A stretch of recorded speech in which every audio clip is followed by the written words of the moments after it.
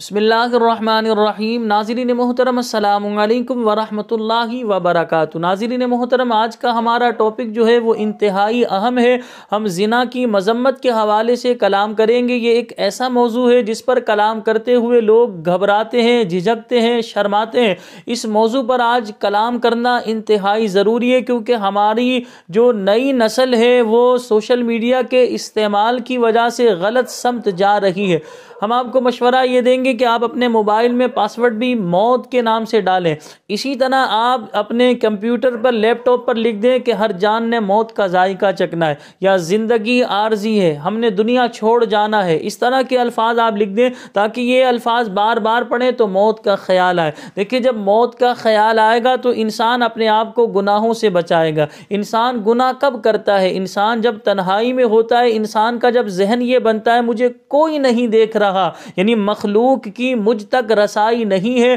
تو لہٰذا انسان گناہ کی طرف مائل ہوتا ہے، گناہ کی طرف جاتا ہے۔ لیکن انسان کے ذہن سے یہ بات نکل جاتی ہے کہ خالق کائنات مجھے دیکھ رہا ہے، جو رب رحمتیں دیتا ہے، جو رب رزق دے رہا ہے، آسانیاں کر رہا ہے، ہماری دعائیں قبول کر رہا ہے، وہ رب میرے اس گناہ پر مبتلا ہے، وہ میرے اس گناہ کو دیکھ رہا ہے۔ انسان اس چیز کو بھول جاتا ہے اور گناہ کی طرف مائل ہو جاتا ہے۔ بہرحال زنا کے حوالے سے آج کا ہمارا ٹاپک ہے، اور یہ مرض بہت زیادہ عام ہوتا چلا جا رہا ہے۔ بہت سارے لوگوں کو تو ہم نے یہ کہتے ہوئے سنا کہ یار نکاح کر کے اپنے آپ کو کیوں باندھے، کہ بھائی ہم جو ہے کچھ پیسے دے کے اپنی اس طرح جو ہے نفسانی خواہش پوری کر لیتے ہیں۔ تو لہٰذا ایسے لوگوں کو اللہ تعالیٰ سے ڈرنا چاہیے۔ دیکھیں، زندگی عارضی ہے، اللہ کے حضور پیش ہونا ہے، زانی کی بخشش نہیں ہے۔ شب برات کتنی عظیم رات ہے کہ اللہ تعالیٰ کثرت سے گناہ گاروں کی مغفرت فرماتا ہے، لیکن اس مقدس مبارک رات میں اللہ تعالیٰ زانی کی بخشش نہیں فرمائے گا، زانیہ عورت کی بخشش نہیں فرمائے گا۔ بہت سارے لوگ اپنے آپ کو ذمہ داریوں سے بچانے کے لیے کہ بھئی ہم ذمہ داریوں میں پھنس جائیں گے، ذمہ داریوں میں جکڑ جائیں گے، اپنے آپ کو ذمہ داریوں سے بچانے کے لیے وہ اپنی نفسانی خواہش کچھ پیسے دے کر جو ہے وہ اپنی خواہش اس طرح پوری کر رہے ہوتے ہیں، اور وہ یہ بات بھول جاتے ہیں کہ یہ گناہ عظیم ہے، یہ گناہ کبیرہ ہے، یہ اللہ کو ناراض کرنے والا کام ہے، اس سے چہرے پر پھٹکار پڑے گی۔ یاد رکھ کے ضمیر بھی ملامت کرے گا، رزق میں بے برکتی ہوگی، بے سکونی ہوگی، پھر جسمانی تھکاوٹ ہے، پھر جسم میں طرح طرح کی بیماریاں پیدا ہوں گی۔ اب تو ایڈز کی بیماریاں بھی آ رہی ہیں۔ تو میرے جتنے بھی دیکھنے والے دوست احباب ہیں، میں سب سے یہی گزارش کروں گا کہ اگر کوئی اس فعل میں مبتلا ہے، فوراً سے پیشتر اپنے اللہ کی بارگاہ میں توبہ کر لے، کیونکہ موت یقینی ہے، موت کا کوئی بھروسہ نہیں، کبھی بھی موت واقع ہو سکتی ہے۔ میں اپنے اصل ٹاپک کی طرف آتا ہوں، جو ہمارا ٹاپک ہے زنا کی مذمت کے حوالے سے۔ حضرت ابو ہریرہ رضی اللہ تعالیٰ عنہ سے روایت ہے، نبی کریم صلی اللہ علیہ وسلم نے ارشاد فرمایا، جو عورت کسی قوم میں اس کو داخل کر دے جو اس قوم سے نہ ہو، یعنی زنا کرایا اور اس سے اولاد ہوئی، تو اسے اللہ عز و جل کی رحمت کا حصہ نہیں ملے گا، اور اللہ تعالیٰ اسے جنت میں داخل نہ فرمائے گا۔ تو لہذا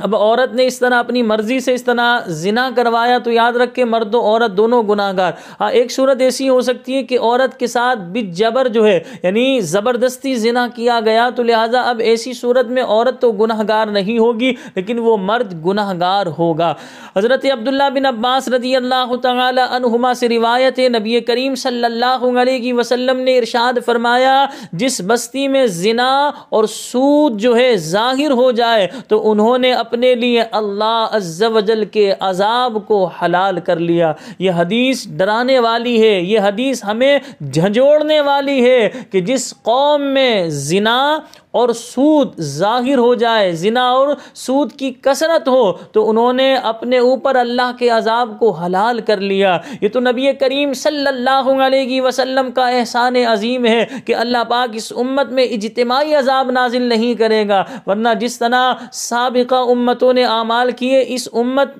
ان سے بھی آگے نکل گئی بے حیائی میں، فحاشی میں، غلط کاموں میں، لیکن حضور علیہ السلام کا یہ صدقہ ہے کہ اجتماعی عذاب نہیں آتا، ورنہ سابقہ امتوں میں یہ ہوتا کہ اللہ پاک ان پر اجتماعی عذاب نازل کر کے قوم کو ہلاک کر دیتا، کسی پر پتھر برسائے گئے، کسی پر جو ہے پانی کے ذریعے ہلاک کیا گیا، کسی کو کسی ہواؤں کے ذریعے، دردناک آواز کے ذریعے، مختلف قوموں کو مختلف ذریعے سے ہلاک کیا گیا، لیکن امت مصطفیٰ یعنی نبی کریم صلی اللہ علیہ وسلم سے یہ وعدہ کیا گیا ہے کہ آپ کی امت کو اللہ پاک اجتماعی عذاب میں مبتلا نہیں کرے گا، لیکن ہم قوم کو سوچنا چاہیے کہ ہم اپنی نفسانی خواہش کو پورا کرنے کے لیے جو ہے اس گھنونے کام میں جاتے ہیں، جب شریعت مطہرہ نے ہمیں ایک پلیٹ فارم دیا ہے، ایک حلال ذریعہ دیا، اس حلال ذریعے کو حاصل کریں۔ حلال ذریعے کو میں نے تمہیدی کلام میں بتایا کیوں حاصل نہیں کرتے، لوگ ذمہ داریوں سے گھبراتے ہیں، بچتے ہیں ذمہ داریوں سے کہ ہم ذمہ داریوں میں جکڑ جائیں گے، تو لہذا یاد رکھیں صرف اس میں نفسانی خواہش والا مسئلہ نہیں،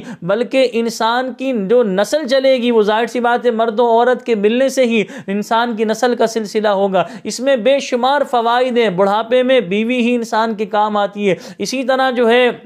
انسان کی نفسانی خواہش کو پورا کرنے کے ساتھ ساتھ اولاد کا ذریعہ بھی ہے بیوی، انسان کو راحت پہنچانے کا، انسان کو جو ہے سکون پہنچانے کا ذریعہ بھی ہے۔ تو بہرحال نبی کریم صلی اللہ علیہ وسلم کی اس فرمان کو ذہن میں بٹھا لیں کہ جس قوم میں جو ہے سود اور زنا جو ہے ظاہر ہو جائے، زنا اور سود کی کثرت ہو، انہوں نے اللہ کے عذاب کو اپنے لیے حلال کر لیا۔ حضرت عمر بن عاص رضی اللہ تعالی عنہما سے روایت ہے، نبی کریم صلی اللہ علیہ وسلم نے ارشاد فرمایا جس قوم میں زنا ظاہر ہوگا وہ قحط میں گرفتار ہوگی۔ تو آج دیکھیں ہر بندہ جو ہے رزق کے حوالے سے جو ہے پریشان ہے کہ بے برکتی ہے، پورا نہیں ہوتا، مہنگائی بہت زیادہ ہے، تو ہمیں اپنے اعمال کے بارے میں بھی سوچنا چاہیے۔ جس قوم میں زنا ظاہر ہوگا وہ قحط میں گرفتار ہوگی، اور جس قوم میں رشوت کا ظہور ہوگا وہ رعب میں گرفتار ہوگی۔ حضرت ابو ہریرہ رضی اللہ تعالیٰ عنہ سے روایت ہے، نبی کریم صلی اللہ علیہ وسلم نے ارشاد فرمایا ساتوں آسمان اور ساتوں زمینیں بوڑھے زانی پر لعنت کرتی ہیں، یعنی ایک شخص جو بوڑھا ہو گیا اور وہ اس برے کام میں مبتلا ہو تو ساتوں آسمان اور ساتوں زمینیں اس پر لعنت کرتی ہیں، اور زانیوں کی شرمگاہ کی بدبو جہنم والوں کی ایذا دے گی، یعنی اور زانیوں کی جو ہے شرمگاہ کی بدبو جہنم والوں کو ایذا دے گی، یعنی زانیوں کی جو شرمگاہ ہے اس سے جہنم والوں کو بھی جو ہے ایذا ہوگی۔ تو بہرحال یہ گناہ جو ہے کبیرہ گناہ ہے، یہ عظیم گناہ ہے، اللہ کو ناراض کرنے والا ہے، زانی اور زانیہ کی بخشش نہیں ہے، بندہ اللہ کی رحمت سے دور ہوتا ہے۔ اسی طرح جب یہ برا فعل کر رہا ہوتا ہے ایمان انسان سے اٹھ جاتا ہے۔ اللہ اکبر، اگر سوچیں اس حالت میں موت آ گئی تو اللہ کے حضور کیا جواب دیں گے، اللہ تعالیٰ کی جب بارگاہ میں پیش ہوں گے تو اللہ کی بارگاہ میں کیا جواب دیں گے، نبی کریم صلی اللہ علیہ وسلم کو کیا چہرہ دکھائیں گے کہ ہم یہ دعویٰ کرتے تھے غلامی رسول میں موت بھی قبول ہے اور ہم ان برے کاموں میں مبتلا تھے۔ تو اپنی آنکھوں کی نگاہوں کی حفاظت کیجئے، اسی طرح اپنے کانوں کو جو ہے برا سننے سے بچائیے اور برا سوچنے سے اپنے ذہن کو پاکیزہ کیجئے، اپنے دل کو پاکیزہ کیجئے۔ جب ہماری سوچ پاکیزہ ہوگی، نگاہ پاکیزہ ہوگی، حلال کا لقمہ ہمارے پیٹ میں جائے گا، ہمارا دل جب پاکیزہ ہوگی ہمارے اندر روحانیت آئے گی، نماز کی لذت ملے گی، قرآن پڑھنے کی لذت ملے گی۔ اسی طرح جو ہے دین اسلام میں جو عبادات ہم کر رہے ہوتے، مثلا روزہ رکھ رہے ہیں، جو اس کی جو لذت ہوتی ہے چاشنی وہ ہمیں ملے گی۔ لیکن جب ہم ان برے کاموں میں مبتلا ہوں گے اور یہ نیک اعمال بھی کر رہے ہوتے ہیں تو بعض دفعہ ایسا ہوتا ہے یہ نیک اعمال کی جو لذت ہوتی ہے بندے کو نہیں مل رہی ہوتی۔ آج کی ویڈیو یقیناً آپ کو پسند آئی ہوگی کہ زنا کی مذمت کے حوالے سے ہم نے یہ ویڈیو بنائی ہے۔ آپ سے چھوٹی سی گزارش ہے، اگر آپ نے چینل کو سبسکرائب نہیں کیا تو چینل کو سبسکرائب کر لیجئے، ویڈیو کو لائک شیئر ضرور کیجئے گا، کیا پتہ آپ کے شیئر کرنے سے کسی کی زندگی بدل جائے۔ اور اگر کوئی اس گناہ میں خاص طور پر مبتلا ہے، آپ کو اس کے حوالے سے نالج ہے، تو اس ویڈیو کو واٹس ایپ کے ذریعے جو ہے یعنی کہ اس ویڈیو کو واٹس ایپ پر اس کے شیئر کر دیجئے، تاکہ اگر یہ ویڈیو دیکھے تو کیا پتہ وہ توبہ ہو جائے اور میرے لیے بھی نجات کا بخشش کا ذریعہ بن جائے۔ اللہ پاک مجھے اور آپ سب کو عمل کی توفیق عطا فرمائے۔ ہمیں اپنی دعاؤں میں یاد رکھیے گا۔ السلام علیکم ورحمۃ اللہ وبرکاتہ۔